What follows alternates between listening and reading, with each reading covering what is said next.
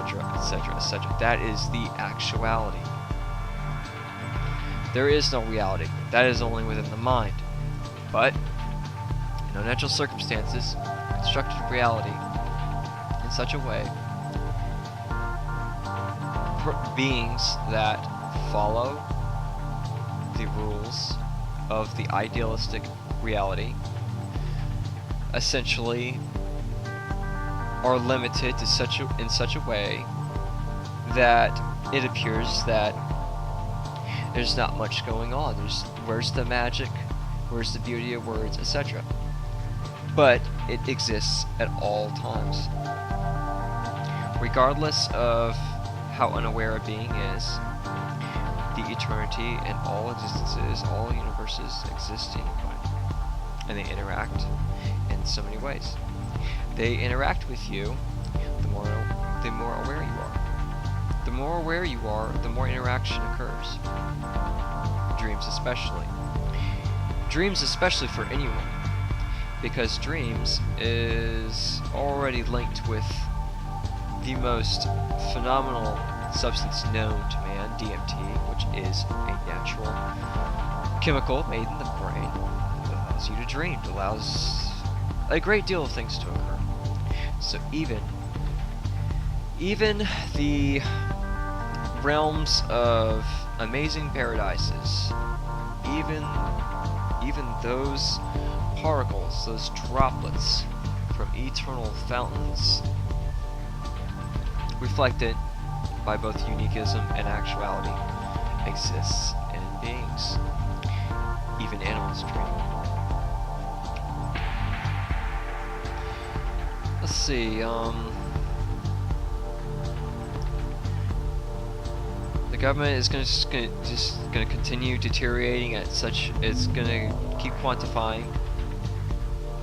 I'm sure you've noticed on the news that there's lots of stories of these desperate attempts of fear tactics, Bush themes, redundant cycles of pointlessness.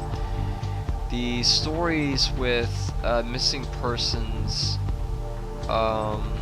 is again to try not just distract, but to also make persons who are sensitive to feel sorry in such a way that it limits them.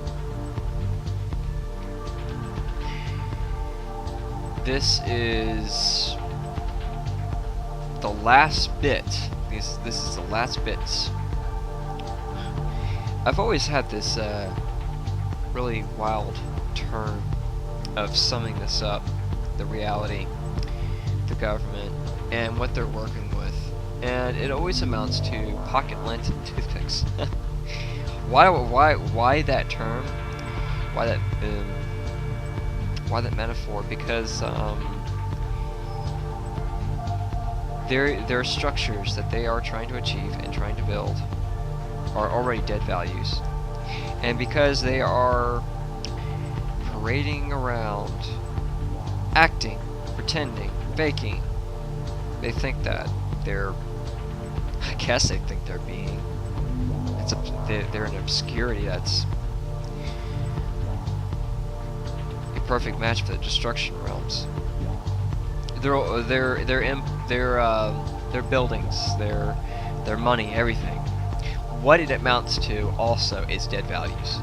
Now, I really can't think of anything more useless or more nothingness, I guess, than pocket lint and toothpicks.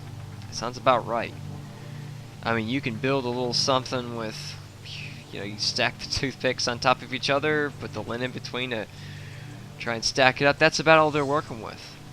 Because they're not working with any substance. They're not working with anything that's a medium. They're not working with anything that's physical, spiritual, anything. There's not much they're working with. Essentially, everything that we had felt before, that we could document as feelings, it has extremely changed to such a point where we don't even know how to respond to it. It is that way because our ways of responding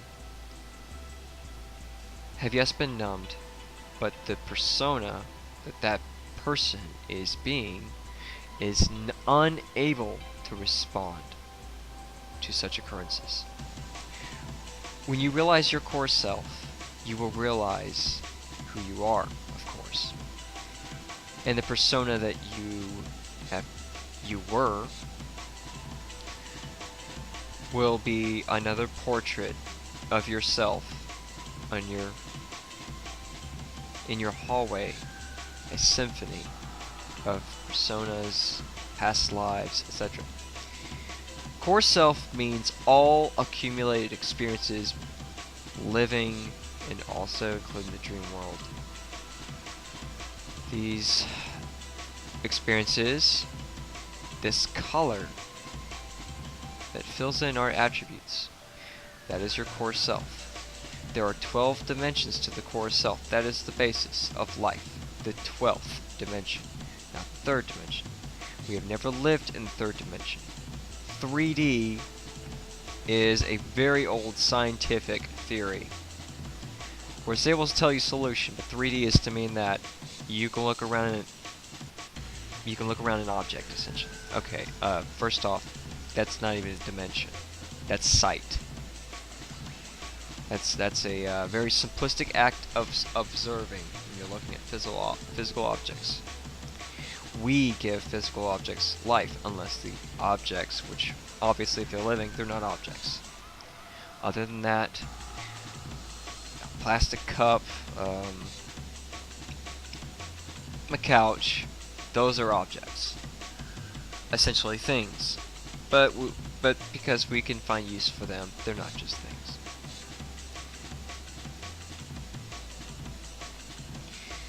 So this whole idea with entering the 5th dimension in 2012, it's officially far-fetched.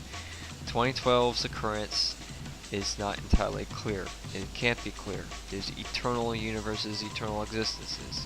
Yes, separatism exists, but unnatural circumstances, which is only in this universe, it's a lot different. Other universes, the average amount of dimensions, well, there's an infinite amount of dimensions, but of course there has to be a realistic level of gain.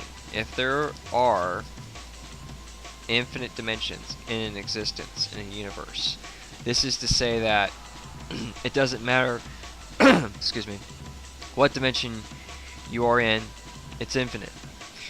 Therefore, there's a realization of, I suppose you could say, not feeling an achievement, because if it's infinite, your number doesn't matter. Your number matters. Where you are in ascension matters. So, average dimensions in other universes, their baseline, however, is 93 or 98. That's their beginning. We have much to realize. I say we again because I lived a very human experience, though I know where I come from.